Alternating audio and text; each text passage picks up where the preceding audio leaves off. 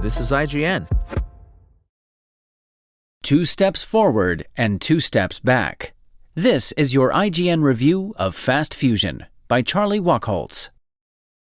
Following in the jet trail of futuristic racing games like F-Zero and Wipeout, Fast Fusion's blistering speed has all the hallmarks of what has made the Fast series so fun since its 2011 debut.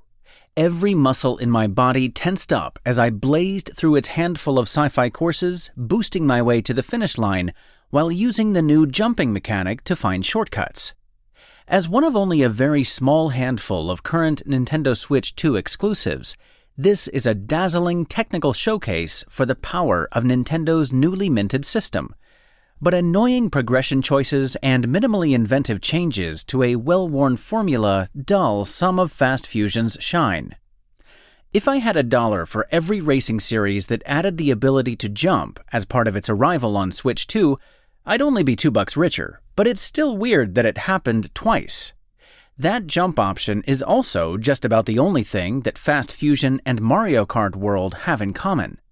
Where the latter takes things in a bold new direction with its open world, here developer Shinen sticks to what it's done well since Fast Racing League on Wii. There are a few new bells and whistles to mess with as you tear through its 15 courses, 3 of which were added in its first update on June 26th, but this flavor of hypersonic speed will largely be very familiar to anyone who has played past entries. Fans of F-Zero or Wipeout will also know the drill. Fast Fusion is set in a distant future where the only speed is fast and every road is dangerous. High-tech racing machines careen through obstacle-laden courses at blinding speeds. The Fast series sets itself apart with a unique boost system, where driving over boost pads or through other elements of the course will give you an extra push as long as you switch your vehicle to the corresponding orange or blue color. Making that swap only takes the press of a button and rewards you with a satisfying burst of speed. Fast Fusion knows how good it feels to go faster than the speed of sound, and it leans into it as its highly detailed, staggeringly impressive environments melt into a blur as you carve through them. Separated by standard racing stats like top speed, acceleration, and boost, Fast Fusion's garage has a great selection of vehicle configurations that cater to tons of different playstyles. Maybe you'll aim for a high boost stat, which rewards you for precisely switching between blue and orange when driving over boost pads or through color-coded zones. Alternatively, a high acceleration stat makes it easier to get your zero-G legs, allowing you to catch up to the herd more quickly as you contend with Fast Fusion's somewhat punishing wipeouts. I usually went for a blend of high top speed and boost once I got used to each course, dodging obstacles and nailing hairpin turns while optimizing routes that allowed me to boost as much as possible. Compared to 2015's Fast Racing Neo, Fast Fusion is smaller, but what it lacks in quantity, it makes up for in quality.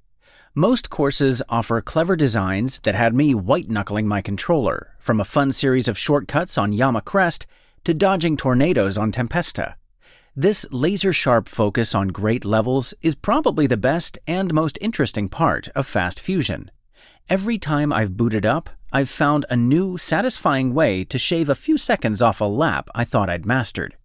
Boost orbs make for compelling breadcrumbs in that pursuit, encouraging you to find new ways to approach a turn or hinting at a hidden path or more efficient way to handle an obstacle.